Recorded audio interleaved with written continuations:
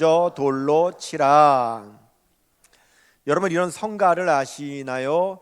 주여 나를 평화의 도구로 써주소서. 이렇게 시작하는 성가는 바로 프란시스 수도사의 기도문이죠. 그 기도문으로 만든 노래입니다. 이 기도문을 만든 프란시스 수도사의 제자들이 하루는 프란시스에게 물었어요. 선생님은 선생님 자신을 어떻게 생각하십니까? 그랬더니 이 프란시스가 말하기를, 나는 내가 세상에서 제일 악한 사람이라고 생각하네. 그러자 제자들이 이 프란시스에게 화를 내면서, 사람들은 선생님을 성자라고 부릅니다. 그런데 선생님께서 세상에서 제일 악하다고 하시면 정말 악한 사람들은 어쩌라는 겁니까? 그러자 프란시스가 말하기를, 자네가 나를 아직 잘 몰라서 그런 말을 하는 거네. 만약 내가 받은 은혜를 다른 사람이 받았다면 그 사람은 나보다 훨씬 더 좋은 사람이 되었을 거야. 자네는 내가 얼마나 하나님의 은혜를 많이 받고 사는지 자네는 아직 모른다네. 그랬습니다.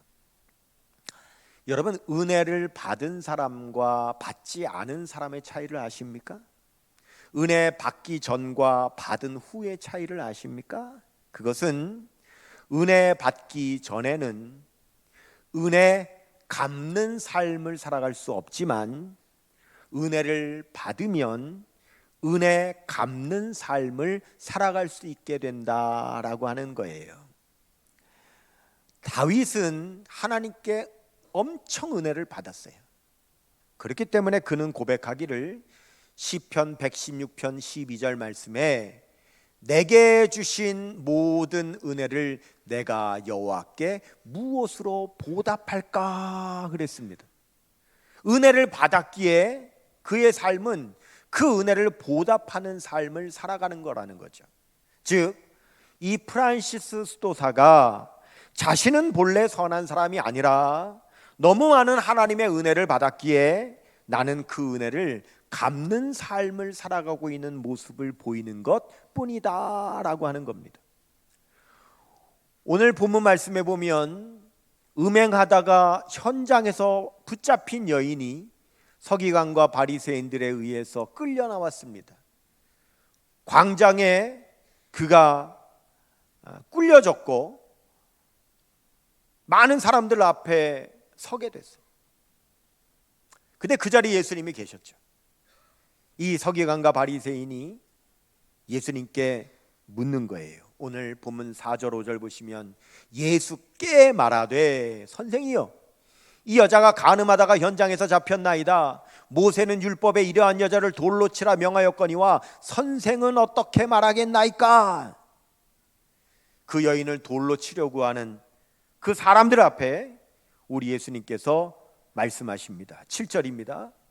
그들이 묻기를 마지 아니하는지라. 이 말은 뭐냐면 계속 종용한다는 거죠. 예수님 빨리 대답해 주세요. 빨리 대답해 주세요. 이에 일어나 이르시되 너희 중에 죄 없는 자가 먼저 돌로 치라. 이렇게 말씀하셨어요. 그 말을 들은 사람들이 돌을 던지지 못하고 슬금슬금 돌을 떨어뜨리더니 뒤로 한 사람 두 사람 다 물러가는 거예요. 결국은 아무도 남지 않고 여자와 예수님 단 둘이 남게 된 겁니다. 9절 말씀에 그들이 이 말씀을 듣고 양심의 가책을 느껴 어른으로 시작하여 젊은이까지 하나씩 나가고 오직 예수와 그 가운데 섰는 여자만 남았더라 그랬습니다. 그럼 여러분 보세요. 왜 이 사람들이 처음에는 그 여인에게 돌을 던지려고 했는데 왜 지금 못 던지는 겁니까?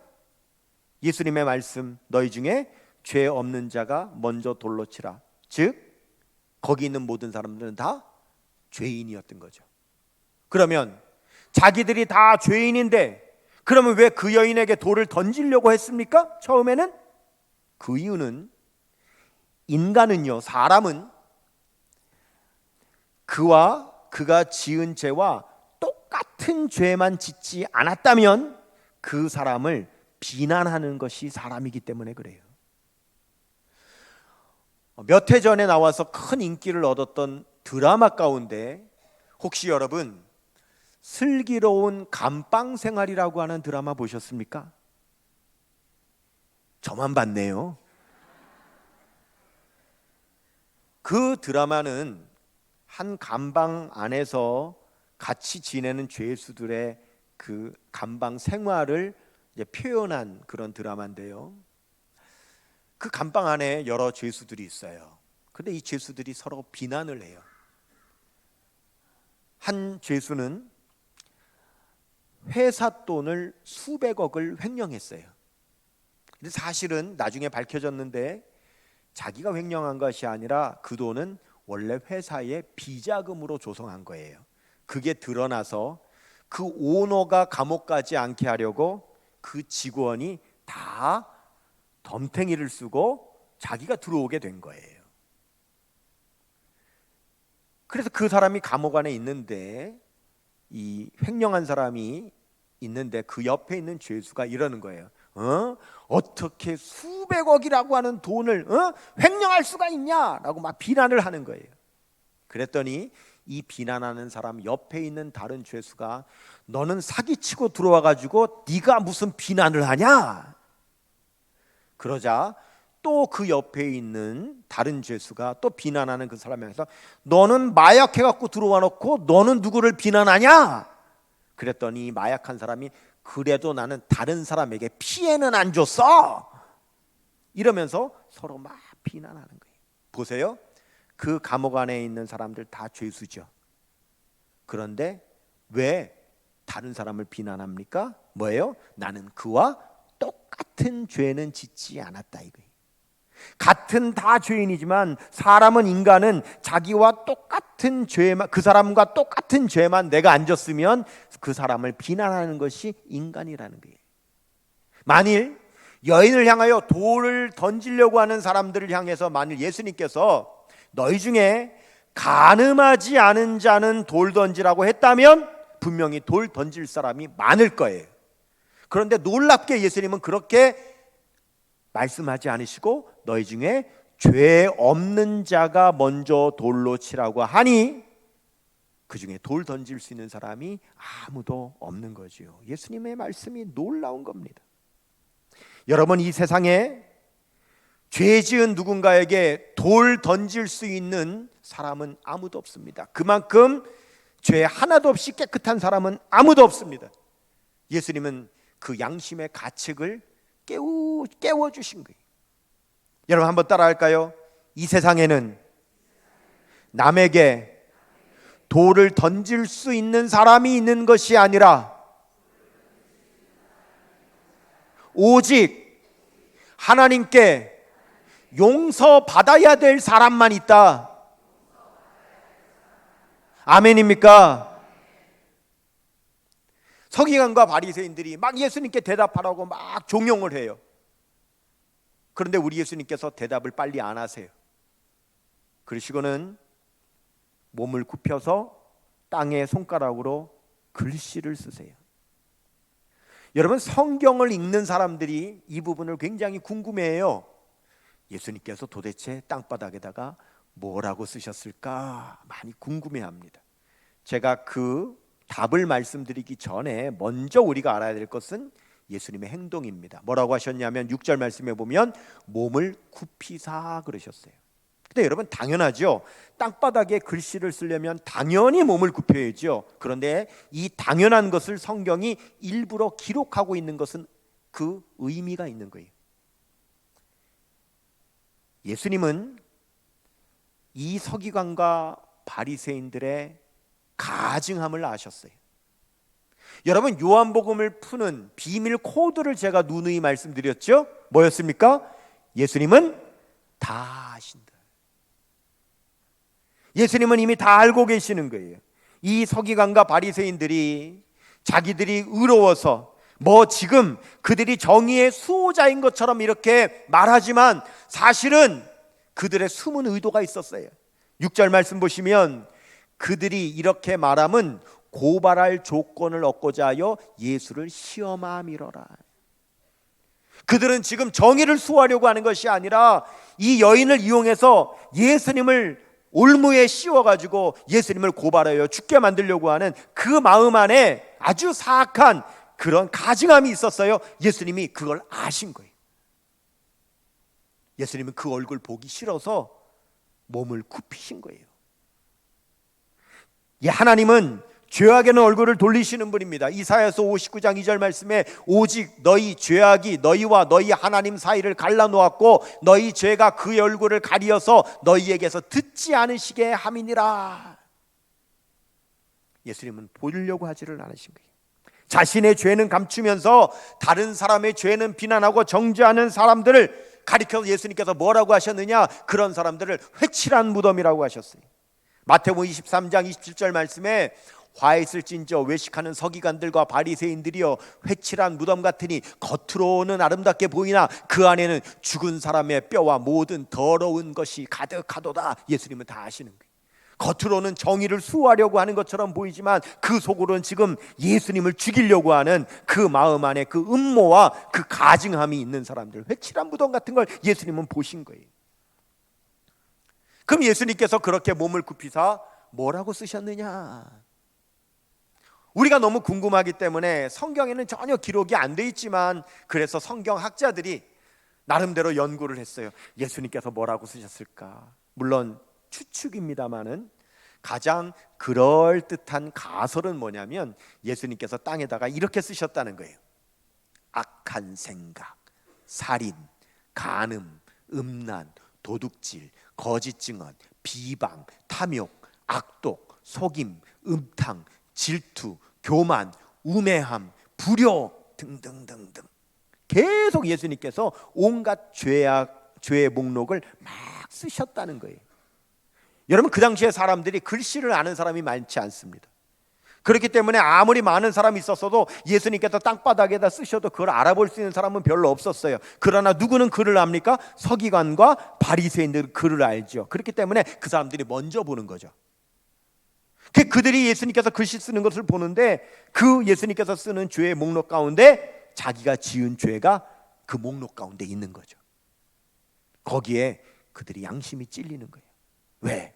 나도 죄인인데 죄 없는 자가 먼저 돌로 치라고 하니 그 돌을 던질 수가 없는 거죠. 요한복음 8장 9절 말씀에 보면 그들이 이 말씀을 듣고 양심의 가책을 느껴 어른으로 시작하여 젊은이까지 하나씩 하나씩 나가고 오직 예수와 그 가운데 섰는 여자만 남았더라 그랬죠. 여기 어른으로 시작하여서 어른이 서기관과 바리새인을 가리키는 거예요. 그들이 글씨를 봤기 때문에 자기 죄를 예수님께서 지금 기록하는 것을 봤기 때문에 먼저 양심의 가책에 찔려 그들이 먼저 물러나니 다른 사람들도 다 물러나는 거죠. 여러분, 예수님께서 너희 중에 죄 없는 자가 돌로 치라 하실 때에 이 죄 없다라는 말이 헬라어로 아나마르테토스라는 말인데요, 이 말은 직역을 하면 죄 지을 마음이 없는 이 뜻이에요. 그러니까 예수님께서 말씀하신 거, 이건 성경에 딱 한 번 나오는 말인데요, 너희 중에 죄 지을 마음이 한 번도 없었던 사람, 죄 지을 마음도 먹어보지 않은 자가 있다면 그 사람이 돌 던져라 이거예요. 그런 사람이 있습니까? 없어요. 여러분, 제가 실제로 TV에서 본 건데요, 야, 어떻게 그런 장면이 텔레비에 나왔는지 정말 지금 생각해도 신기한데요, 국회의원들이요, 한 당의 국회의원들이 의원 회의실에 모였어요. 그런데 그 중에 한 의원이 뇌물 먹은 게 들통이 난 거예요. 그래서 지금 저 의원을 제명시켜야 될 거냐 말 거냐를 의원들이 회의하는 것이 TV에 생중계가 된 거예요. 그런데 앉아있는 의원들이 막 그 의원을 향해서 비난하는 거죠. 막 어떻게 그럴 수 있냐, 우리 당에 이렇게 지지율을 떨어뜨릴 수가 있냐, 뭐 부끄럽다, 막 의원들이 막 질타를 하는 거예요. 그런데 저 뒤에 오랫동안 의원을 한 나이 많은 선배 국회의원이 이렇게 앉아 있는데, 자기 오랫동안 국회의원 생활을 했으니까 어때요? 그 세계를 빤히 알잖아요. 그 사람만 뇌물 받았겠냐 이거예요. 사실은 다른 사람들도 분명히 많이 뇌물 받았을 건데 지금 드러난 저 사람만 막 비난을 하고 있으니 안 되겠다 싶었는지 이 나이 많은 선배 국회의원이 단상으로 나가더니 이렇게 말을 하는 겁니다. 제가 직접 들었고 그분이 누군지 제가 지금 이름도 아는데 제가 이름은 밝히지 않겠습니다. 그분이 이렇게 말하더라고요. 여러분, 우리 국회의원은 모두 교도소 담장 위를 걷는 사람입니다. 저 의원은 우리보다 먼저 담장 안쪽으로 떨어진 것뿐이고 아직 우리는 담장 위에 서 있는데 우리 중에 누가 담장 안으로 떨어질지 담장 밖으로 떨어질지 모르는 겁니다. 그러자 아무도 말을 못하는 거예요. 예수님은 그 여인뿐만 아니라 거기 있는 모든 사람들을 다 아시는 거예요. 그 속을 다 아시는 거예요. 그래서 그 여인에게 돌을 던질 수 있는 사람은 한 번도 죄 지을 마음조차 먹어보지 않은 사람만 던질 수 있다면 이 세상에 그 여인에게 돌을 던질 수 있는 분은 오직 우리 예수님 한 분밖에 없습니다. 그래서 예수님께서 이 세상에 오실 때 예수님은 최후의 심판자로 오시죠. 모든 사람을 다 아시기에 모든 사람을 제대로 다 심판하실 수 있는 분은 예수님밖에 없으시기 때문에 예수님께서 재림하실 때의 심판자로 오시는데, 그런데 그 예수님께서 그러면 애초에 심판자로 오시지 예수님 왜 그 전에 육신을 입고 미리 오셔서 십자가에 못 박혀 죽으셨습니까? 그 이유가 뭡니까?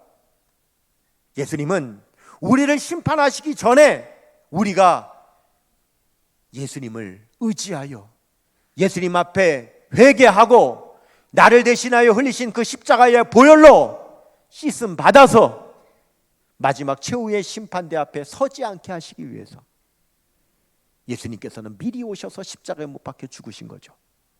이사야서 53장 5절에서 6절 말씀에 그가 찔림은 우리의 허물 때문이요 그가 상함은 우리의 죄악 때문이라. 우리가 징계를 받음으로 그가 징계를 받음으로 우리는 평화를 누리고 그가 채찍에 맞음으로 우리는 나음을 받았도다. 우리는 다 양 같아서 그릇 행하여 각기 제 길로 갔거늘 여호와께서는 우리 모두의 죄악을 그에게 담당시키셨도다. 우리 모두가 죄인이기 때문에 우리 모두가 결국은 하나님의 심판대 앞에 서서 하나님의 예수님의 심판을 받으면 결국 지옥 갈 수밖에 없기 때문에 예수님께서는 그런 우리를 먼저 구원하시고 용서하시고 우리를 지옥 가지 않게 하시려고 먼저 오셔서 십자가에 못 박혀 죽으셨다 이겁니다. 예수님께서 여인에게 말씀하시죠. 10절 11절 말씀에 예수께서 일어나사 여자 외에 아무도 없는 것을 보시고 이르시되, 예수님께서 사람들을 다 물러가게 하셨죠. 그리고 여자와 예수님 단 둘이 남았습니다. 여러분, 오늘 여러분들이 이 예배당에 지금 함께 있지만 여러분들은 군중 속의 한 사람으로 있어서는 안 됩니다. 오늘 오직 다 물러가고 예수님과 여러분 한 사람이 단독자로 오늘 이 자리에 있어야 될 줄로 믿습니다. 사람에게는 군중 속에 몸을 숨길 수 있어요. 오늘 제 눈에는 군중 속에 여러분들이 몸을 숨길 수 있어요. 그러나 그러려고 오늘 이 자리에 나온 게 아닙니다. 우리는 오직 사람들은 다 물러가고 예수님 앞에 혼자 남은 그 여인처럼 우리는 오늘 예수님 앞에 단독자로 오늘 이 자리에 있어야 되는 거예요. 그때 예수님께서 그 여인에게 말씀하시죠. 여자여, 너를 고발하던 그들이 어디 있느냐? 너를 정죄한 자가 없느냐? 대답하되 주여 없나이다. 예수께서 이르시되 나도 너를 정죄하지 아니하노니 가서 다시는 죄를 범하지 말라 하시니라.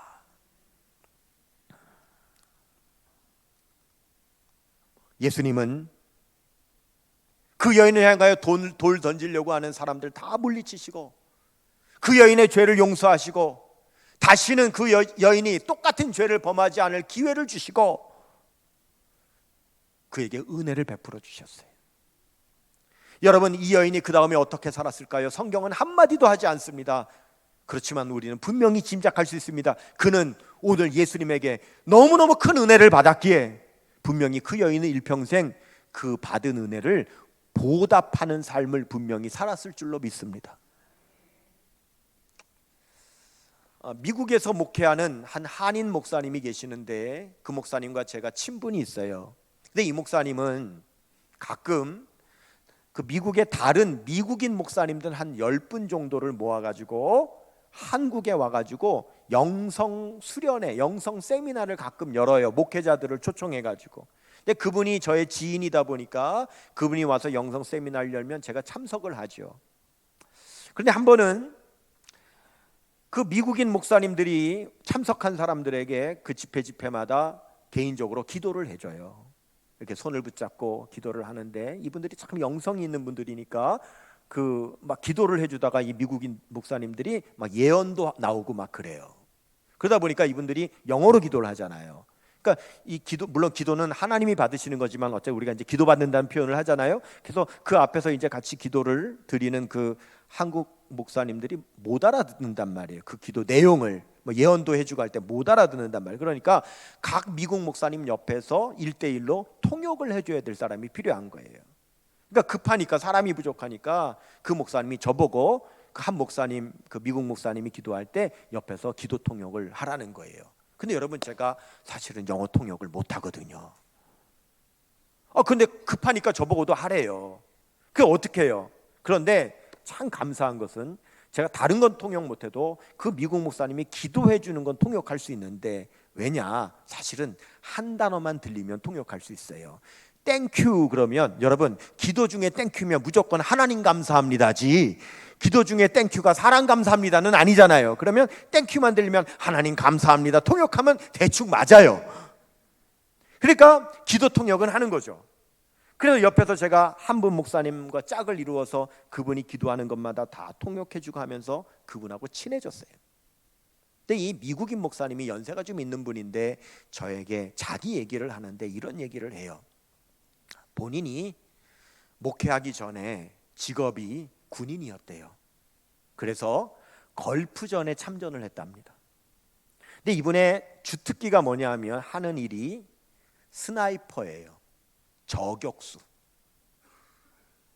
그러니까 수백 미터, 수키로 떨어진 곳에 몰래 숨어 있다가 그 총으로 암살, 사살하는 게 자기 일이라는 거예요. 그래서 걸프전 당시에 수많은 사람들을 암살, 사살해서 죽였대요.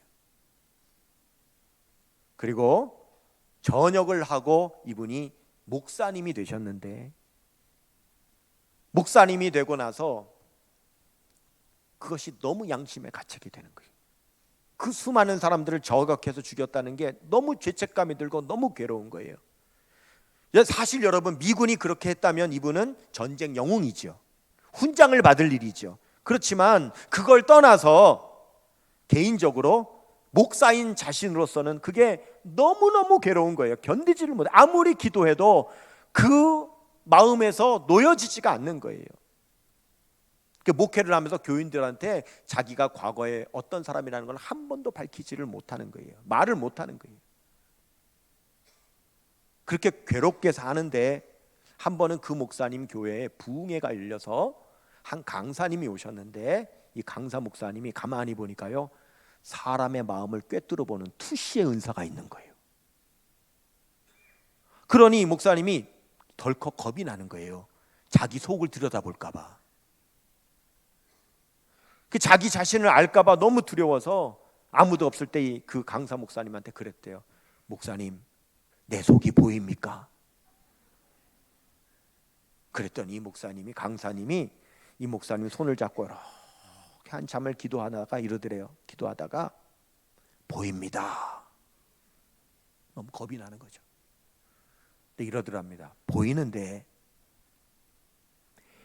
예수님의 보혈이 목사님을 완전히 온전히 덮고 있기 때문에 그 보혈을 뚫고 그 안에 무엇이 있는지는 볼 수가 없습니다. 그러더래요. 당신을 보니 온전히 당신을 덮고 있는 예수님의 보혈만 보입니다. 그 말에 이 목사님이 주저앉은 거예요. 펑펑 운 거예요. 내 죄를 주님 앞에 회개하고 양심의 가책을 가지고 주님 앞에 눈물로 회개하며 기도했더니 예수님의 그 십자가 보혈이 나를 덮어서 하나님께서 나를 보실 때에 내 죄를 보시는 것이 아니라 내 죄 위에 예수님께서 십자가에서 흘려주신 그 보혈로 덮어주신 그 보혈만 우리 하나님이 보시는구나. 그리고 이분의 삶은 남은 여생 선교사로 죽어가는 기아들의 생명을 살리고 죽을 영혼을 살리며 내가 받은 그 은혜를 오직 주께 보답하는 삶을 살아야겠다고 헌신하며 살아가는 삶을 살고 있다고 저에게 그분이 고백을 했습니다. 우리는 다 죄인이죠. 예수님께서 우리 죄를 대신하여 십자가에 못 박혀 죽으심으로 우리를 그렇게 예수님의 십자가 보혈로 다 덮어주신 겁니다. 우리가 회개하면, 우리가 예수님께 용서를 구하면 나도 너를 정죄하지 아니하노니 가서 다시는 같은 죄를 범하지 말라고 하실 때에 그 기회를 얻어서 같은 죄를 다시 범하지 않으면 우리는 덮어주신 그 십자가의 보혈만 보여서 하나님도 나를 정죄하지 않으시고 오직 나를 바라볼 때 그 덮여진 예수님의 십자가 보혈만을 보시고 우리를 구원해 주신다는 사실이죠. 여러분, 오늘 말씀의 이 여인을 보십시오. 성경은 이 여인의 어떤 정보도 제공하지 않잖아요. 그것은 여러분 여인 보라는 게 아닙니다. 여인에게 관심 두라는 것이 아니에요. 예수님에게 관심 두라는 거예요. 그 여인을 그 돌팔매로부터 구원해 주시고 다시는 죄를 짓지 않고 살아갈 수 있는 기회를 주시며 놀라운 주님의 은혜를 받았기에 그 은혜를 보답하며 살아갈 수 있는 사람으로 거듭나게 하신 예수님 바라보러 가는 것이 오늘 본문 말씀입니다. 우리가 여인을 본다면 우리도 돌 던지는 겁니다. 우리가 여인을 본다면 우리도 동일하게 정죄하는 사람 되는 겁니다. 하지만 우리가 예수님을 본다면 우리는 우리의 죄를 주님 앞에 내어놓고 회개하며 우리도 예수님의 십자가 보혈로 덮어지는 은혜 받는 기회가 되는 것입니다.